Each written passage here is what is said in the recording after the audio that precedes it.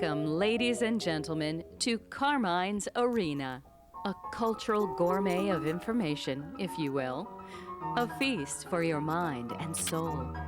And now, without further delay, the man, the myth, the maestro, Carmine Arena.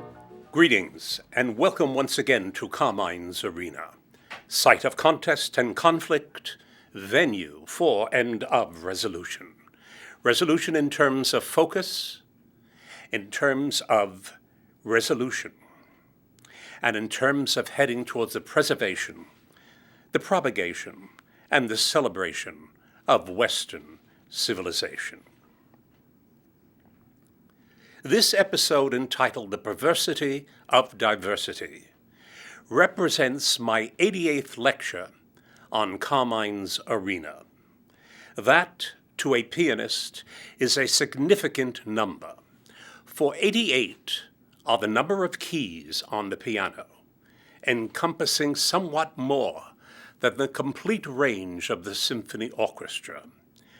And it does this comfortably and magisterially. Such be this my instrument, which has found and continues to find place and purpose throughout our pulsing, pluralistic planet. Since its ingenious invention early in the 18th century, its universality has become a creative, irrepressible necessity.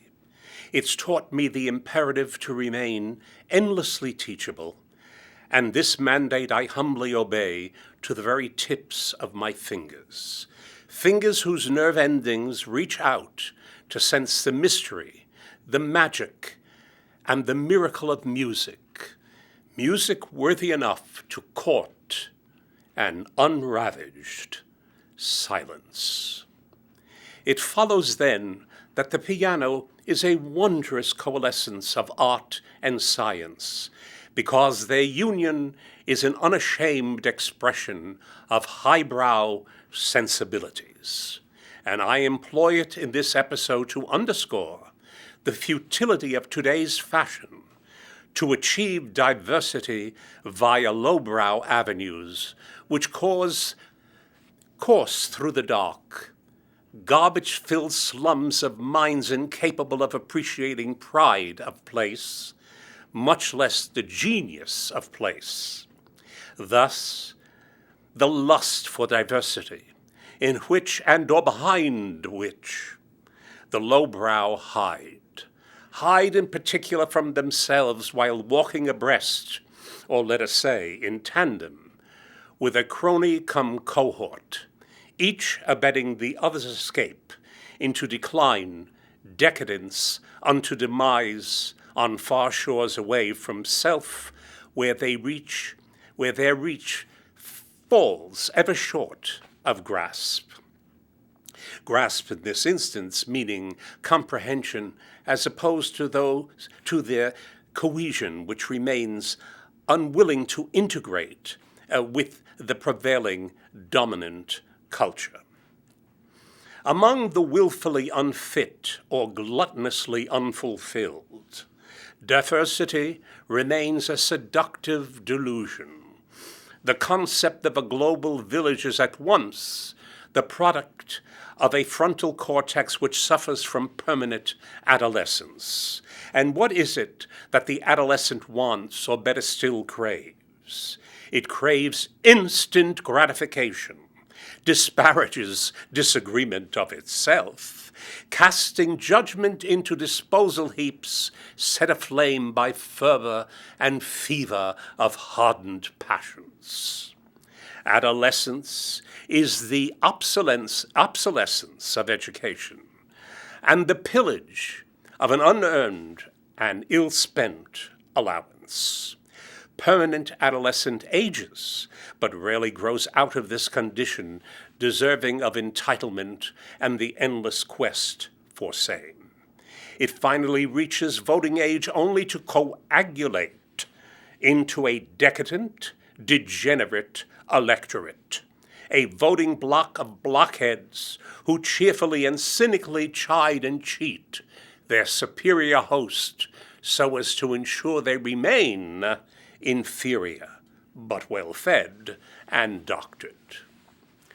As I've maintained countless times, to ignore local genius in a perverse search for diversity by these otherness seekers results when it triumphs into a Pyrrhic victory. By that is meant a victory more costly than defeat.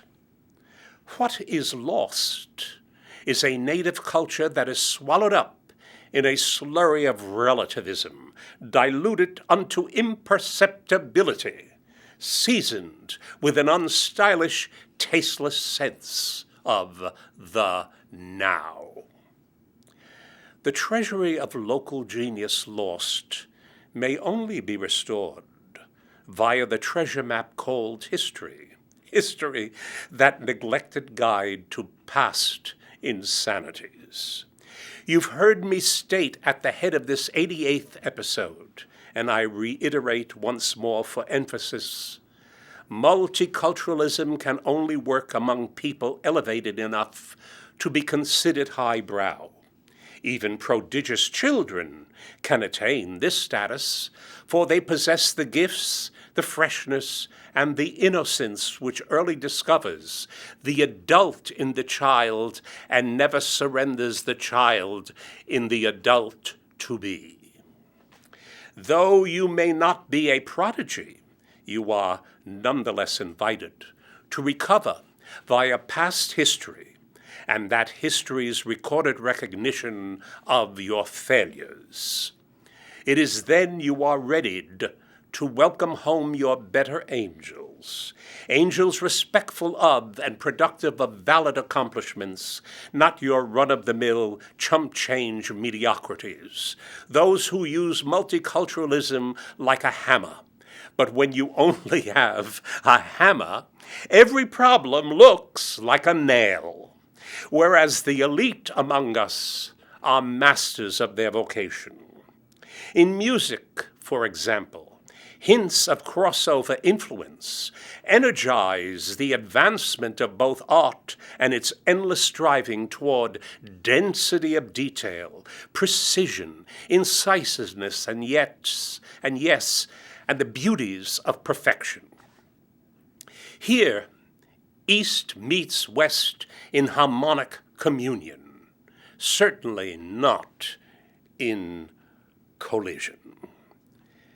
This is true of the sciences as well, but the disciplines of art and science stand apart from the unruly crowd, the hysterical mob of undisciplined, uneducated, or worse, miseducated bumpkins who steadfastly refuse integration and, yes, Americanization, despite its craze for diversity. Multiculturalism and global village virtues, they refuse among all of these to ever integrate but demand independent recognition merely because they honor us by their illegal presence. Well, my friends, it's more like us who have been dishonored, as we, behaving the same way, would dishonor the foreigner in his own country, in his own culture, his home turf, were we to permanently park and poke about while politicking for, say, kosher pork, purposely being contrarian, making darn sure we'll never inspire agreement. In truth, the concept behind multiculturalism is a cutesy-poo verbal camouflage hiding its creep and crawl attack on sovereignty. And may I remind, or better still alert you, to the fact that sovereignty is the immune system of a nation's culture, a barrier fending off parasitic cultural subversion. Each nation is entitled to its local genius. I cannot stress nor repeat this declaration enough. Just think of how countries of Europe border one another in close proximity. Yet, how different is German from French, French from Spanish, Spanish from Finnish, Italian from Hungarian? Each grammar, its sounds, syntax, and semantics are its own, understood by its children, and yes, each even summons its pet dog in his very own homegrown lingo. I say, vive la différence. Multiculturalism frequently finds itself, even with the best of intention, making mistakes that are sadly hilarious. For example, a favorite of mine is this great American novel, The Grapes of Wrath, translated by a Japanese writer to this title. Get this title: Angry Raisins. That's a trampling out of vintage, where the japes of laughs are scored. Glory, glory, Yokohama. Consequently, I'm all for variety, but opposed to being devoured by multiculturalism, because those who push for diversity are generally of a progressive vintage, a vintage pressed last week, which believes in diversity of all things except, of course, the diversity of thought.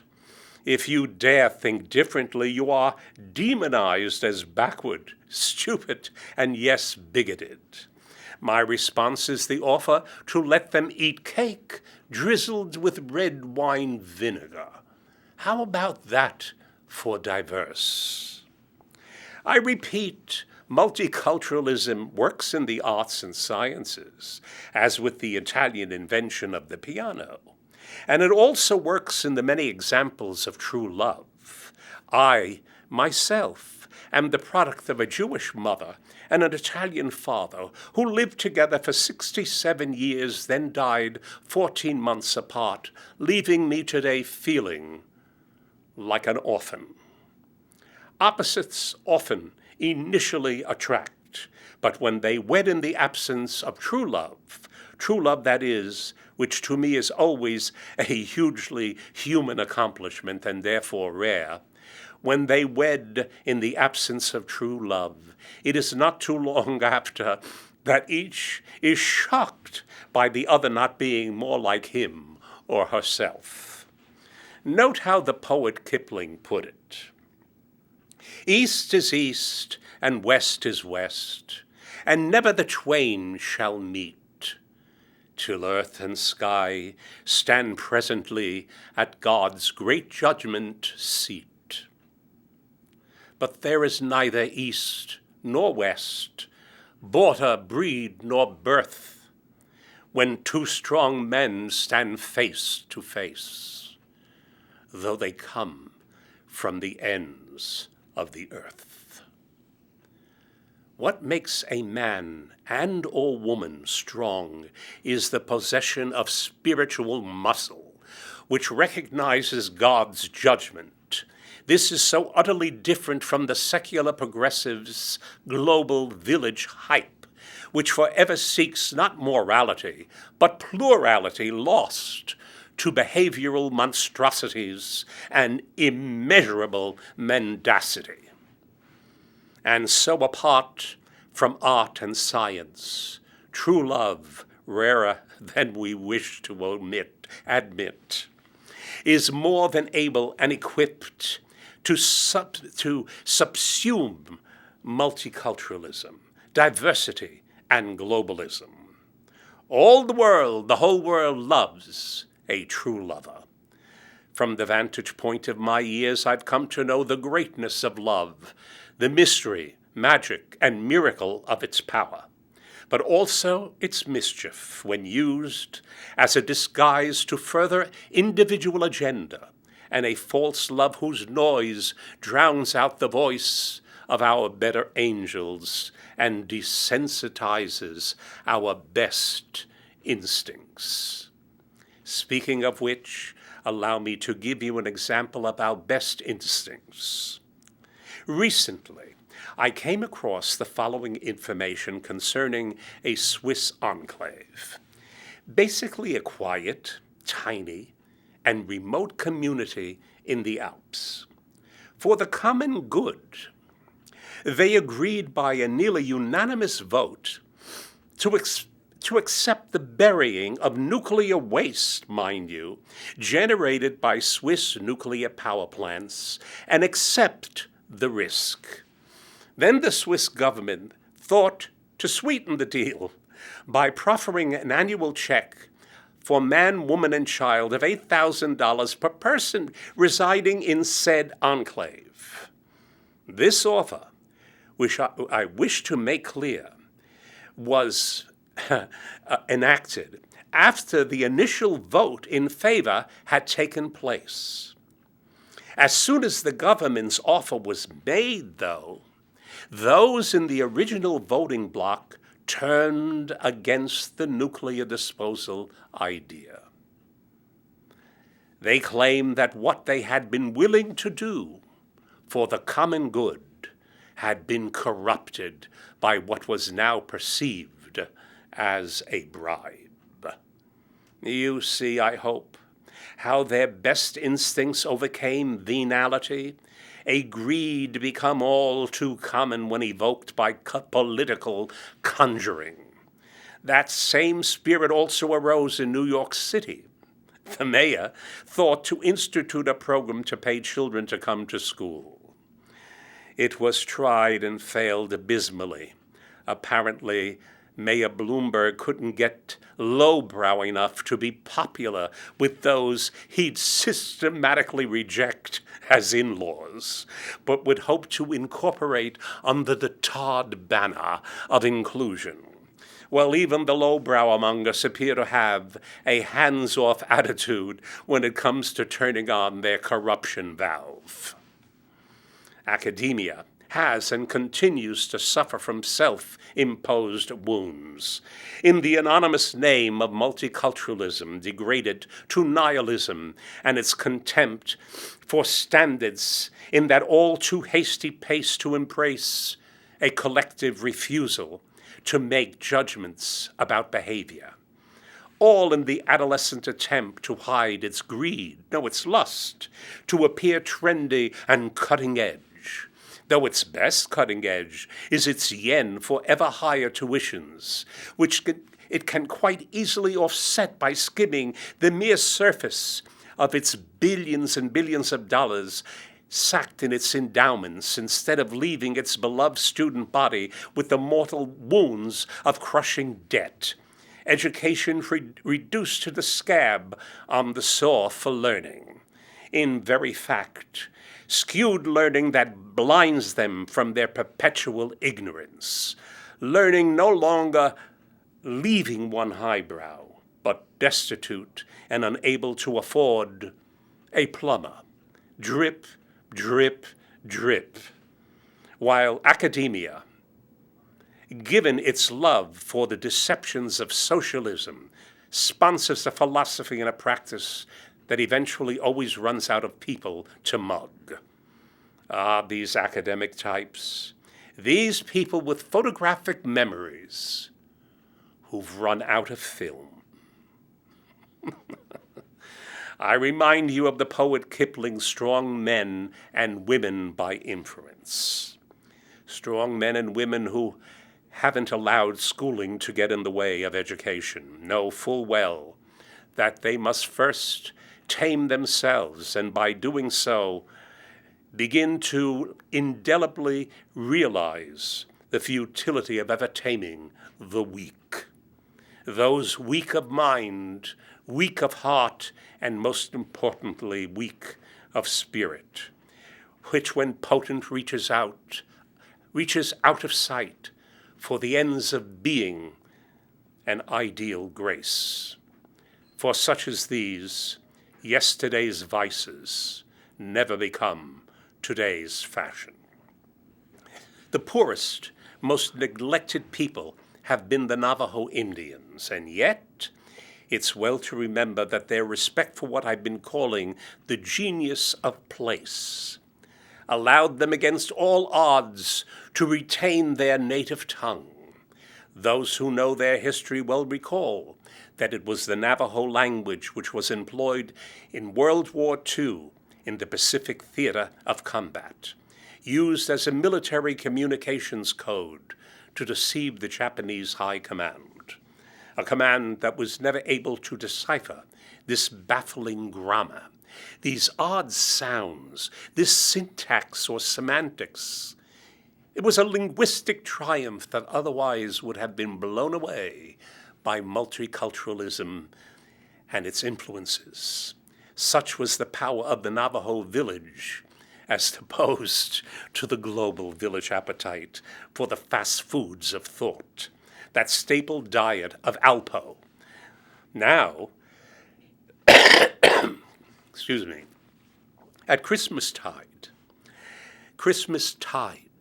there are knee-jerk protests each year by secularists to rid the public square of the nativity scene so as to spare the feelings of the multicultural straw men. In this case, inclusion and all-inclusive sensibilities are persuaded to, you guessed it, exclude and censor. Such be the perversities of diversity. Allow me to give you another example or two about the perversities attendant upon diversity training.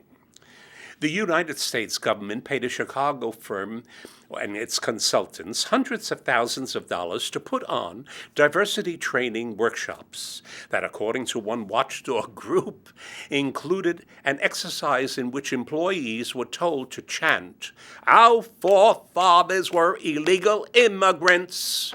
They were led in this repeated chanting by a speaker pounding on the table and getting others in the room to join in. This training is nothing more than a ruse to indoctrinate impressionable minds, and folding same into a mindset. That these creatures even dare to reference our forefathers is a glaring depiction of chutzpah. For many would be loath to acknowledge that the forefathers mentioned had believed in marriage and motherhood and knew who their father was, each held in fond memory. Here's another timely anecdote sent to me by a regular listener. A U.S. Navy destroyer stops 4 Mexicans in a rowboat rowing towards California. The captain gets on the loudspeaker and shouts, "Ahoy, small craft! Where are you headed?" One of the Mexicans puts down his oar, stands up, and shouts, "We are invading the United States of America to reclaim the territory taken by the United States during the 1800s. The entire crew of the destroyer doubled over in laughter. When the captain is finally able to catch his breath, he gets back on the horn and asks, "Just the 4 of you?" The same Mexican stands up again and shouts back, "No, we're the last 4. The rest are already there." So much for truth and comedy. It's time to face facts. 40% of all workers in Los Angeles County out of 10.2 million people are working for cash and not paying taxes. The majority are illegals working without a green card. 95% of warrants for murders in Los Angeles are for illegals. 75% of people are on the most wanted list in LA. Those on the wanted lists are illegals. Over two-thirds of all births in Los Angeles are to illegal Mexicans on Medi-Cal, whose births were paid for by taxpayers. Nearly 300,000 illegals in LA are living in garages. The FBI reports that half of all gang members in Los Angeles are illegals. Nearly 60% of all occupants of HUD properties are illegals. 21 radio stations in LA are Spanish-speaking.